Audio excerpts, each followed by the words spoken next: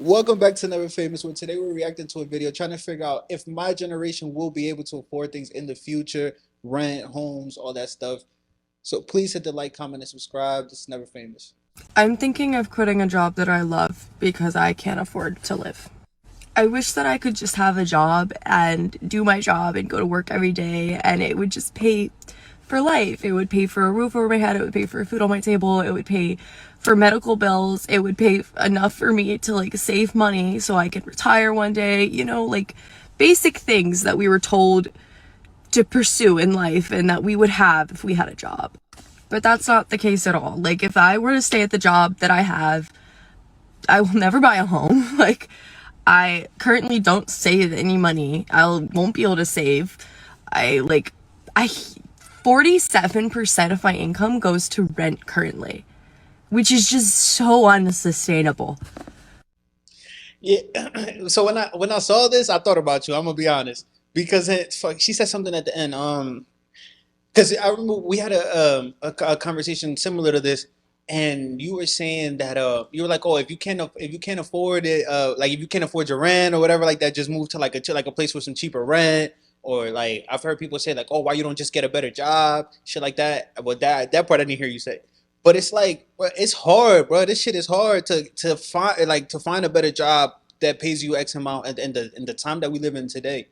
Like her 47% of her income going to her rent it is a little surprising. I think that is a little high, but So let's do this because I think there's a lot of unknowns in her situation to be able yeah. to speak. So let's take that concept of what she described and let's make up a person and like how much money she's making and where she's working, and then we can have the discussion. Because a lot of my comments would probably be specific to where do you work? Why do you love your job? Do you love the job or do you love the Fuck it, industry? let's You use get what I me mean? let's use me as an example. I same I use my personal shit. I just started my job like a few months ago. I'm making like about 50,000 a year at All my right. job. All right. So then if 47, well, after taxes, if we live in the state of Pennsylvania, you figure that's like about 40% in taxes, I think, that they take out of Depends my if you're in taxes. Philly or not, like Yeah. 30 something. Yeah, it's like the high 30, almost 40%.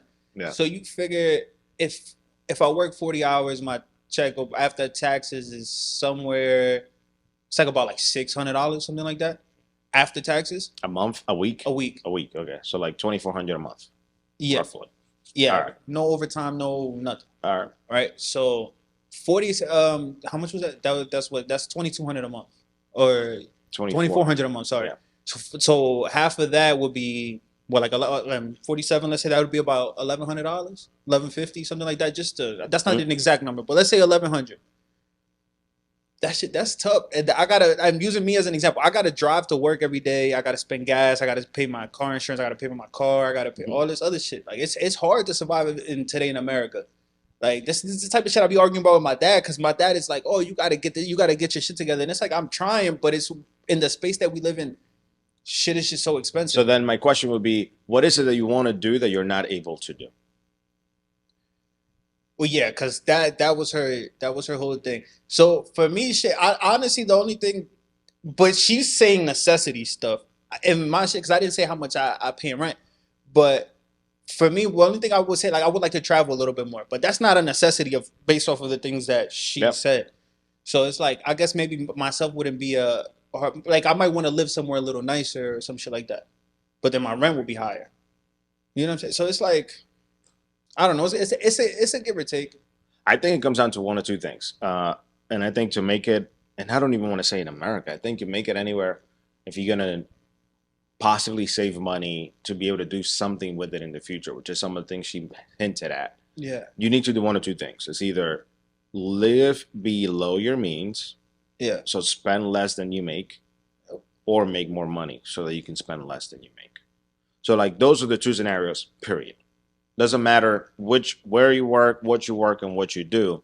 Now, the few questions I ask, do you like your job or is it just a job?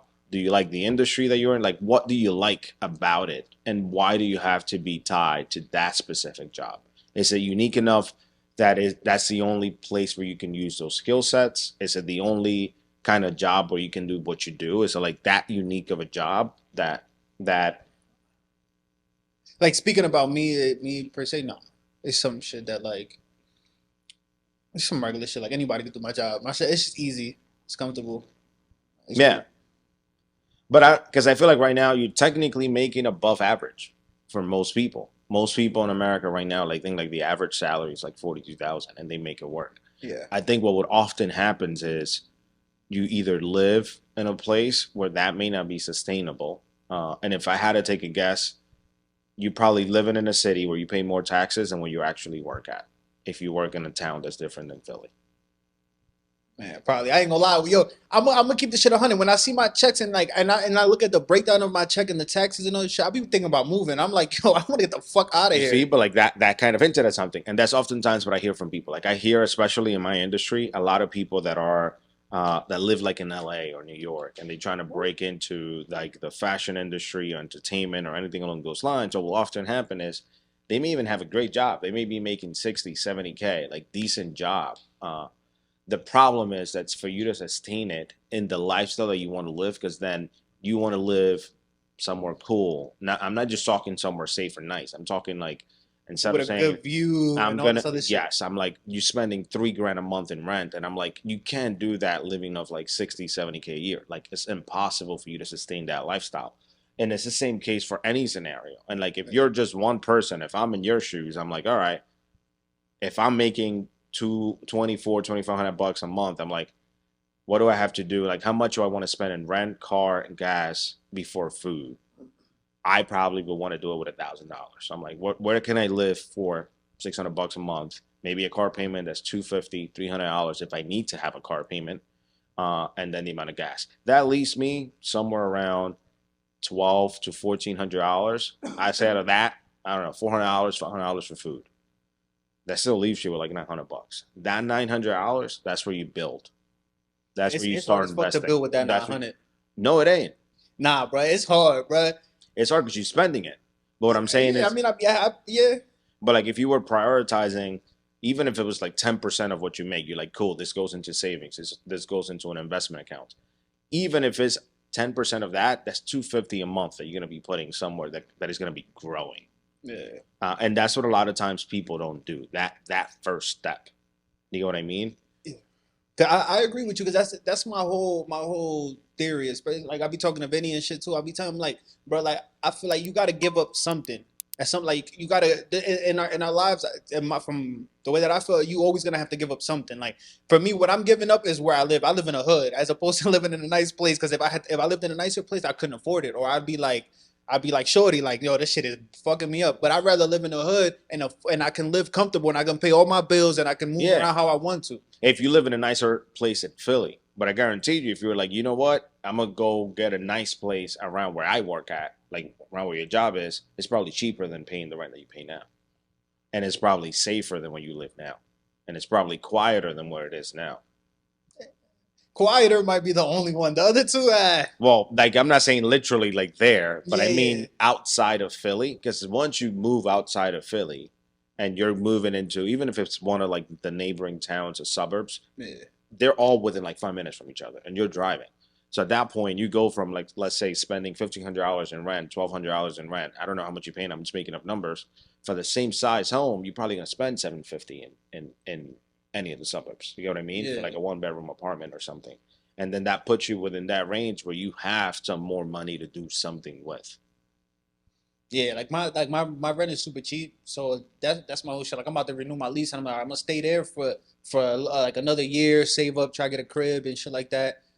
But I agree with you. It's the same shit. It's just But I think it's doable. Like yeah, that. it is doable, but you got to give up something.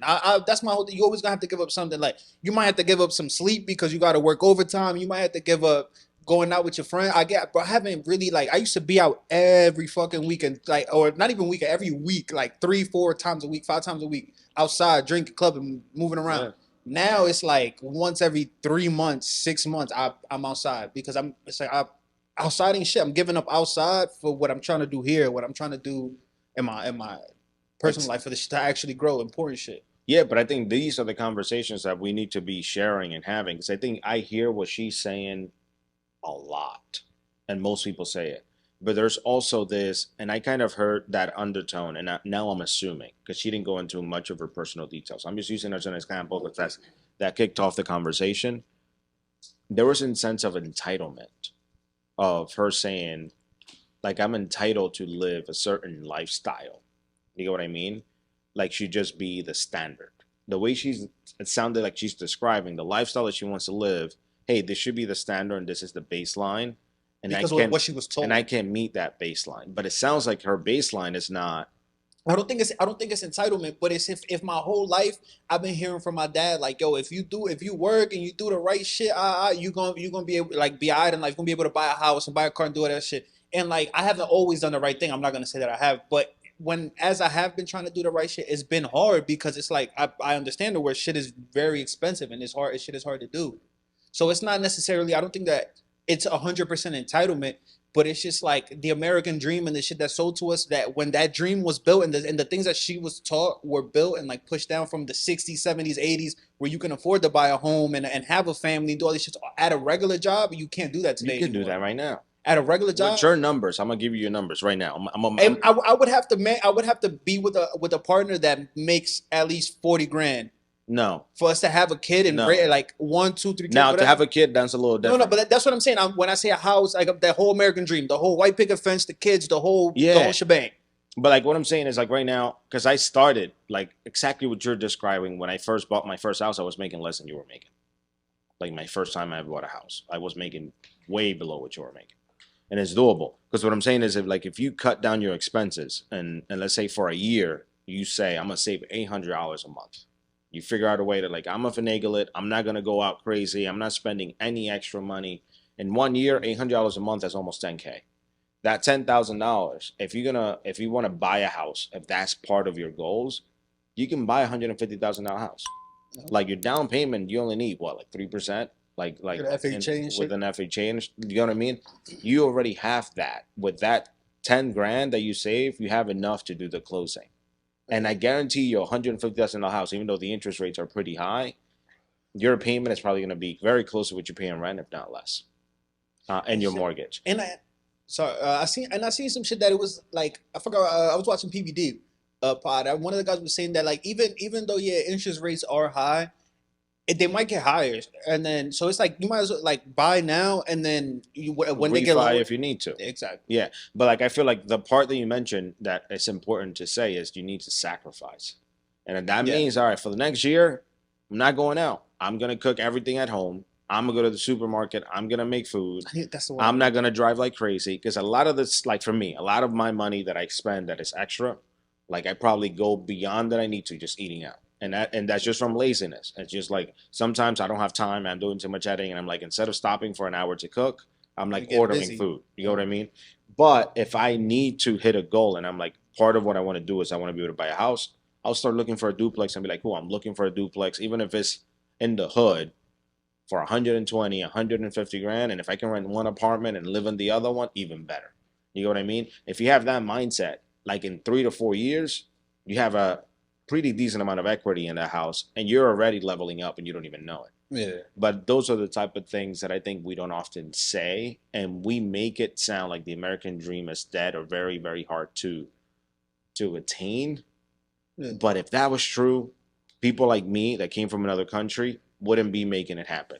And most people that have migrated here, they tend to make it happen. And many come in with a whole lot less access than you have and making a whole lot less than you are, and they're making it happen. They're buying homes and they're like flourishing. Now, the difference is that they will sacrifice for 2 to 3 years, 4 years, 5 years. But then in 5 to 6 years, you see them leveling them up, and then we're pointing fingers and saying, why are they getting the stuff that I should be having, being the one that was born? When I've been in a club the last 6 years, and that motherfucker been living in the room, not leaving that. The only time he leave that room is to go to work. But the thing is that we don't like a lot of the times we don't understand sacrifice and consistency, and just having to keep it pushing. And then like this should be hard. And then sometimes this isn't even a hard thing for me anymore. But at first, what was really hard for me was seeing all of my friends out all the time. The first like 6 months to a year. That I'm like, nah, I set a 3-year plan that's now turned into a 4-year plan because I keep adding shit to it. when I started this plan, I'm like, no, I gotta be consistent with staying home. I can't be on like bullshit going out because I know how I am. So that was one of the hardest shit was to see them. But I'm like, once I got past that, and it's just like I know that my goal is bigger than me going out or whatever. It's like Yeah. shit is so much easier. And then you talk about it, like I'll talk about it with my friends. I'm like, oh, so what happened? Like, man, I was too drunk. I don't even remember. So then Yeah. what the fuck? But I Like, think we all go through that. Like if I tell you stories of like from like 17 to 20 for me. So I started working in nightclubs at 17. yeah, Which is I know in New York you can work even though you're not 21. But those were the years where I went crazy. And what I mean from that perspective, there were nights that I was making 2 grand, 3 grand, and I would go home with like $200 in my pocket, which means I'm making 2K in one night and I'm spending it right where I should be making the money, which makes absolutely no sense. Like, you know what I mean? But after going through that, I was like, oh, this is not sustainable. This is not something I can do. So I had to change my behaviors. And I think that's part of the conversation that we need to say and be realistic in saying, you don't need to be making 6 figures to make it happen and start your American dream. Like eventually you will get to making 6 figures. But if you don't start now, it's not just going to happen. It's not just going to come. And I feel like right now we're pushing for, oh, minimum wage should always be $20 an hour, whatever they want to make it.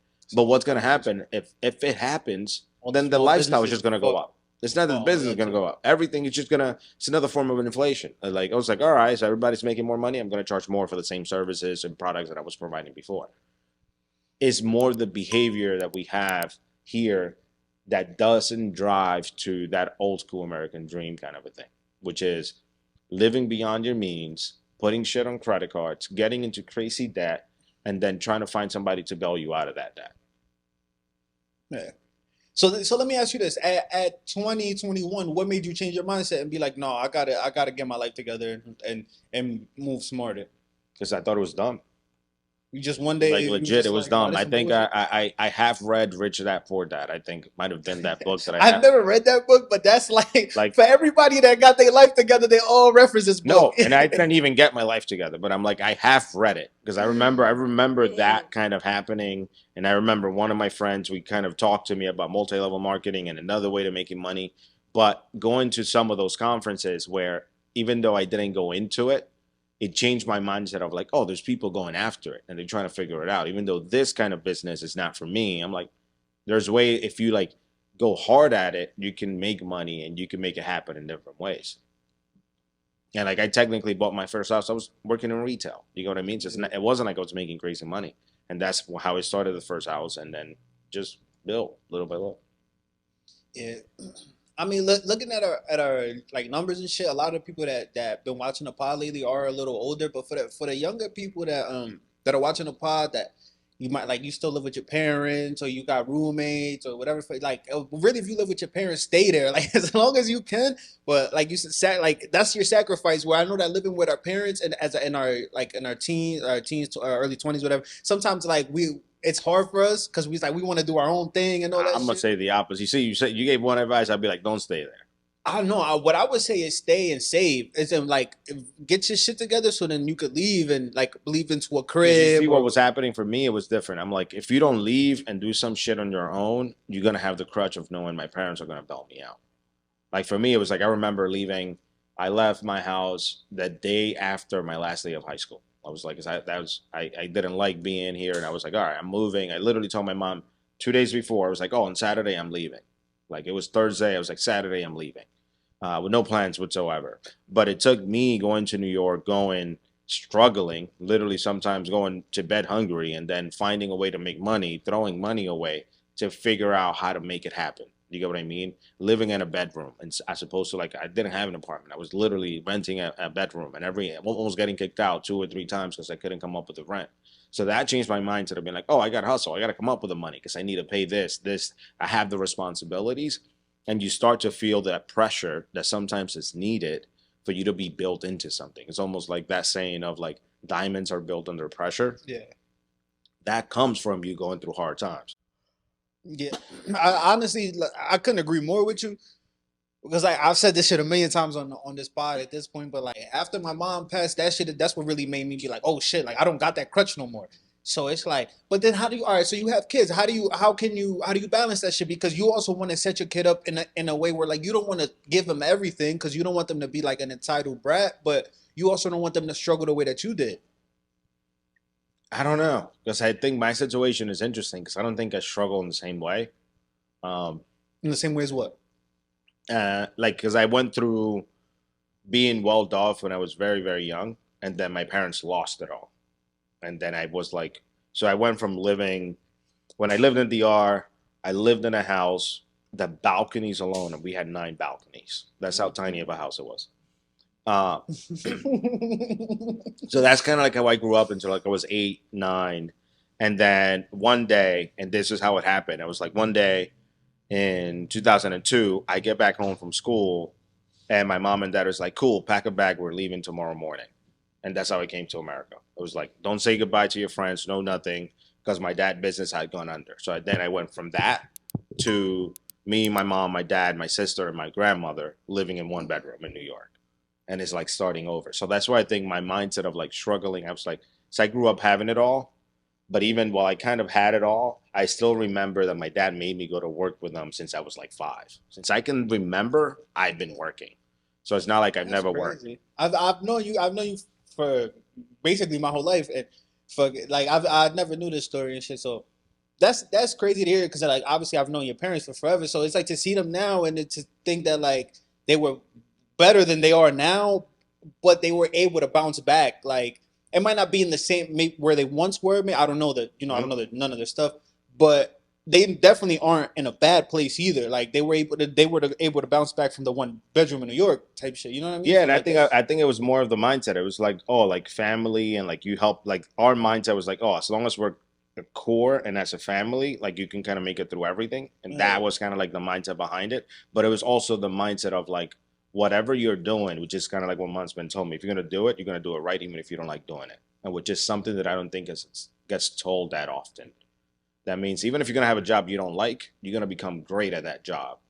So you become a resource for whoever it is that you're working for, and you become very hard to replace.